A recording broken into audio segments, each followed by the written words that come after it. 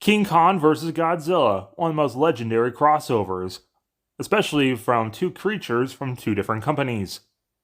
The idea began with Willis O'Brien, the guy who did the stop motion for the original King Kong film.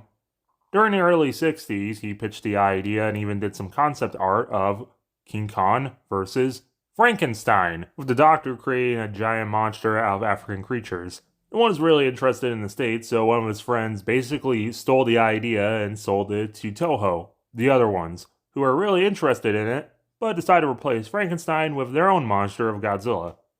But don't worry, because the Germans decided to rename a lot of their Godzilla films to Frankenstein for some reason, and then there's a different kaiju film with Frankenstein in it, but that's a story for another time. It's also significant because Godzilla will have been asleep for 7 years, and Kong hasn't been in a film for 30 years, and this is their first time in color. Like every Godzilla film, there's an American re-edit, with American actors, so periodically through the American version, we'll see some UN guy talking to us, trying to re-explain what we already know. Also, we see a clip of a satellite from a completely different kaiju film, The Mysterians. Don't worry, Mogra, you'll meet Godzilla in 30 years. These American scenes don't really add anything and are kind of annoying. But we do establish the berries of Soma, which give you kind of an intoxicating effect. Then we cut to the Japanese footage with Mr. Tako, and he wants Soma. But the only place to get it is east of Papua New Guinea, but there be monsters, which he's also interested in.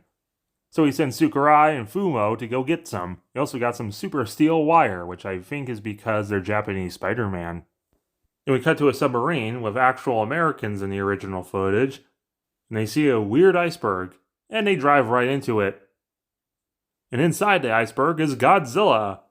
Some people might be wondering why, but if you remember to Godzilla Raids Again or watch my review of it, we know that Godzilla was encased in ice, which is surprisingly good continuity for a Godzilla film. But everyone's telling us to no worry about them as Godzilla starts rampaging, knocking over the toys. I like the design of Godzilla. He kind of looks like an alligator, which just kind of makes sense for Godzilla. Then the two make it to Faroe Island, not Skull Island, because copyright or something.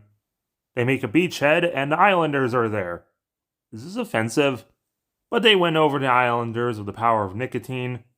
One celebration, a lot of annoying American footage, and shenanigans later, we get attacked by a blue screen giant squid. Eiji Tsuburaya, the guy who did the squid effects, apparently ate one of the squids they used in the film. Animals were harmed after production. Ah, there he is! King Kong doesn't look that great in this film. He kind of looks a little above a cheap Halloween store gorilla suit. But he still fights the giant squid that's wrapped in cellophane and celebrates with some berry juice, which knocks him out, so he can conveniently haul him away. Mr. Tako is so excited he flies in with his best shorty shorts. But the Japanese Navy wants no more monsters. They have to turn around, which is surprisingly realistic. Meanwhile, the other monster, he's stomping around doing his thing. Khan's starting to wake up, so they blow him up. But he got better. I just realized there's actually two Khan suits, and one of them has oddly long arms. I don't know why they made two. But finally, an hour in, the monsters finally meet. And I guess those berries have been really good for Khan because, the obvious size difference from the two is now equaled out. The humans are doing exactly what the audience is doing and starts taking bets over who's going to win. Kong uses rock, but Godzilla has atomic breath, so King Kong realizes what he's got to do and runs away. I mean, you would too. Look at Godzilla in this scene. I want to pet him. So the plan of Kong didn't work. We're going to try another thing and lead Godzilla into a pit and blow him up. Then he got better. He walks through the electrical wires, kind of like in the original film, but Kong's just like eating them like spaghetti. Then he reenacts the Universal ride a couple years early and finds a girl he liked. King Kong was literally contractually obligated to climb a building in this film, so he stands on top of the National Diet building. He looks like someone standing on a chair trying to get some cereal. So they send some berry juice in smoke form, play a little drums, and knock him out. But there's 15 minutes left in the film, and they hear Godzilla's at Mount Fuji, so they used some of that steel wire from earlier and tied King Kong to a bunch of balloons. Just imagine the people in this world seeing this. Or even Kong's reaction waking up and seeing that he's tied to a bunch of balloons. But then they find him. Even Godzilla's surprised. So they drop Kong and he does a slide kick, which sends both of them tumbling. Oh, look at that! Ha! Got your tail! Please let me go. Well, since you asked nicely. Kong uses rock again. He actually hits him. Ah, third time's not the charm. They roll around a lot. Kong tries rolling, but shit faces it.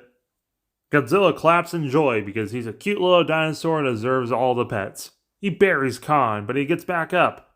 So Godzilla uses the stop-motion dropkick. So he buries him again. But in storm clouds. Electricity makes him stronger. Now watch.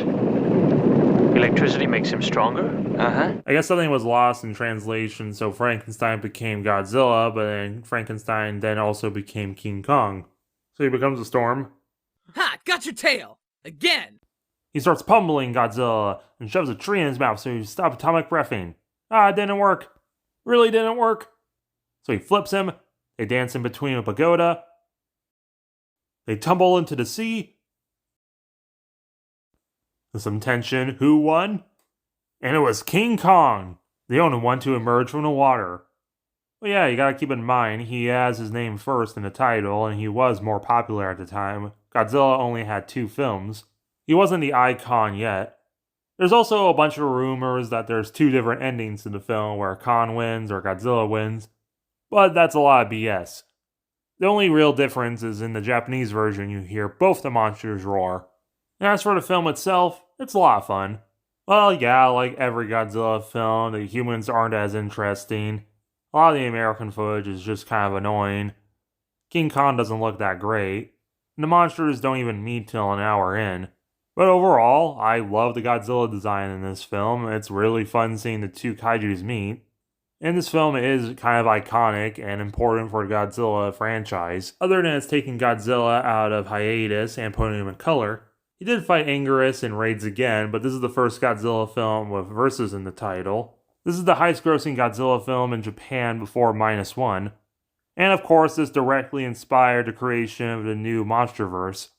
With of course a remake, but also the fact that King Kong in the Monsterverse is giant and has orange hair. Overall, this kind of sets the standard to Godzilla films going forward, and it's just a fun ride. And I love the fact that we actually have a King Kong vs. Godzilla thing, and it's not just a weird fan thing. 7 out of 10. Make sure to like, share, comment, and if you're new here, subscribe.